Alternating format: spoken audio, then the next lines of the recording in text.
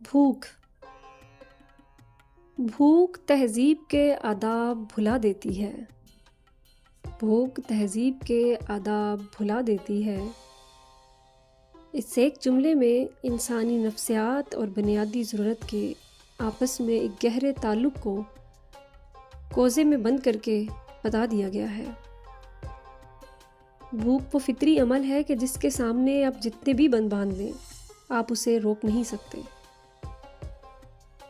مگر ہم جب بھی بھوک کی بات کرتے ہیں تو ہمارے ذہن میں صرف پیٹ کی بھوک کا خیال آتا ہے۔ بھوک صرف پیٹ کی ہی نہیں ہوتی، بلکہ بھوک کی کئی مختلف اقسام ہیں۔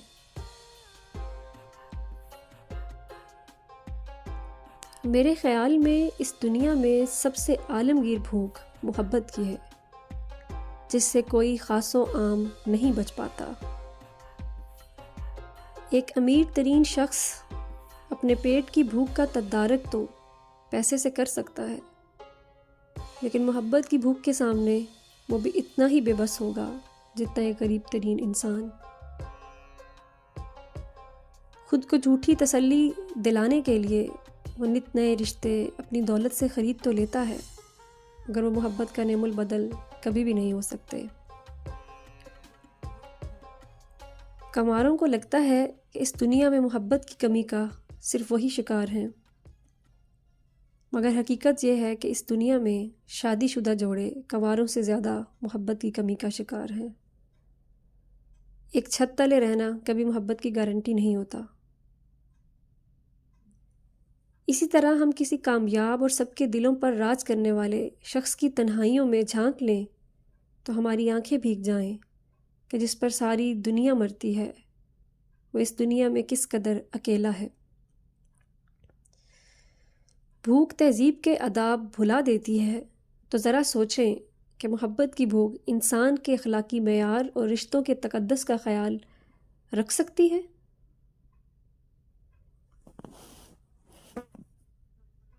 ایک محبت کی کمی کا شکار انسان سے تہذیب کی امید رکھنا ہی احمقانہ فعل ہے۔ اب کوئی انسان یہ نہیں کہہ سکتا کہ اسے محبت کی ضرورت نہیں ہے۔ ہر وہ ذی روح جو سانس لیتی ہے اسے خوش رہنے کے لیے محبت کی ضرورت ہے۔ مجھے پاکستان میں ہر دوسرا شخص مرجھائے ہوئے چہرے پہ باسی مسکراہٹ سجائی نظر آتا ہے۔ کیوں؟ بدقسمتی سے کئی دہائیوں سے ہم نے اپنے آبا کو نفرتوں کی آگ کا ایندھن بنتے دیکھا ہے۔ ہم ان کے وطن سے نہیں اس آگ سے پیدا ہوئے ہیں۔ یہی وجہ ہے کہ ہم محبت کا پرچم اٹھانا گناہ اور محبت کا نعرہ لگانا بے حیائی سمجھتے ہیں، اور محبت کی بھوک کو بڑھائے چلے جاتے ہیں یہاں تک کہ ہم بھوک سے باولے ہو جاتے ہیں اور اپنی بھوک مٹانے کے لیے بند دروازوں کے پیچھے تہذیب کے سارے آداب کا قتل کر دیتے ہیں۔ اس سے بہتر نہیں ہے کہ ہم تسلیم کر لیں کہ بطور انسان ہمیں محبت کی ضرورت ہے اور اس کی قلت ہمیں پاگل کر دے گی، اور ہم اس پاگل پن سے بچنے کے لیے محبت کو گلے سے لگا لیں، محبت کرنا اور خوش رہنے کو اولین ترجیح دینا شروع کر دیں۔